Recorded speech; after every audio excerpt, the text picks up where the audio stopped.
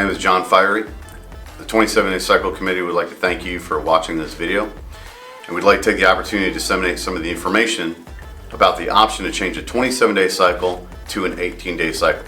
The committee was formed by the administration after the question was posed whether changing the pay cycle was even an option or whether it was advantageous to the line. The committee is comprised of line personnel from all ranks. Most of the companies in the city have now heard a presentation by one of the committee members, and after listening to the line and taking your feedback, the committee has decided to present this information to you in this format. The objective of this video was to educate the line personnel on the 27-day cycle as it stands, as well as a possibility to change to the 18-day cycle. To explain the pros and cons and the committee's recommendations, as well as giving you the opportunity to vote your opinion. For any further clarification on this topic, you can call one of the committee members that are listed here. Hey, I'm Matt Patterson. I'm going to review some of the work cycle comparisons, and then we're going to give you some pros and cons of each one. The 18-day cycle is going to be 6 shifts compared to our normal 9 shifts of a 27-day cycle. You're going to roughly get around 136 to 144 hours in our 18-day cycle, with 204 to 216 hours in our 27-day cycle.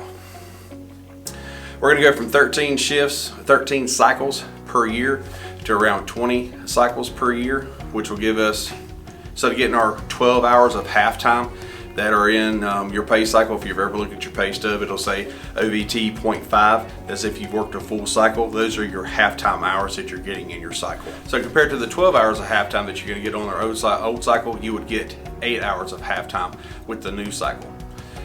All at the end of the year, you're still getting roughly 162 hours. If you were not to take a day off in the year, you're going to get 162 hours of halftime per year. So now let's look at the pros and the cons. 18-day cycle is going to be the potential for decreased hire-back opportunities. That's going to be one of the cons. We're looking forward that hopefully with people with the cycles being shorter, that people will be able to attend and be at work more often. You're going to have a potential increased cost for the city. That doesn't come out of our pocket. That's going to be the reflection of the city. And only con is we're going to have to sit there and educate you as the line on how to understand and make sure that you fully understand the new cycle.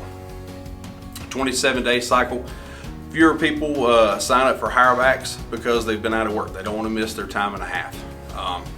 People use sick leave when a cycle is broken. They don't have anything to lose, so they sit there and they just use their sick time to compensate other means of getting vacation and stuff, things like that. And you have the tendency of taking 9 shifts off for your vacation picks because you have such a large sum. You take 9 days off, you might take a whole month. With the 27 day, we're going to look at some of the pros. We already know how the system works. Our payroll is already set up for it, and the system gets uploaded once a month. Most of that has nothing to do with us as the line. It has to do with administration, and this is going to be a con for them because they're going to have to be ones to make the adjustment. 18-day cycle with the pros, we're going to hopefully reduce sick time, which benefits everybody because more people work, means continuity of our crews. The increased hireback sign up, if you miss a cycle, your cycle is going to be shorter, so you can come to work more and you don't have to worry about missing that time and a half on your cycles.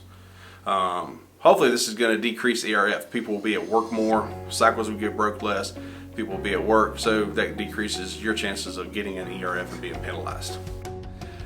Alright, so your potential for your vacation picks to span one cycle, what this means is some people normally take up to 9 days because our cycles run for 27 days. It gives you 9 shifts in a 27-day cycle. What this hopefully is you might want to just take 6-day cycle. You're not losing any time. It's just how the cycles go. People don't want to break cycles because they don't want to lose their money. They don't want to lose their overtime. So hopefully this benefits us by having these smaller cycles. And last benefit is you really get 0.4 more hours of halftime per year.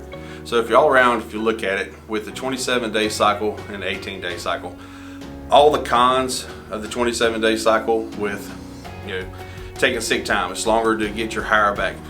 That gets fixed with the 18-day.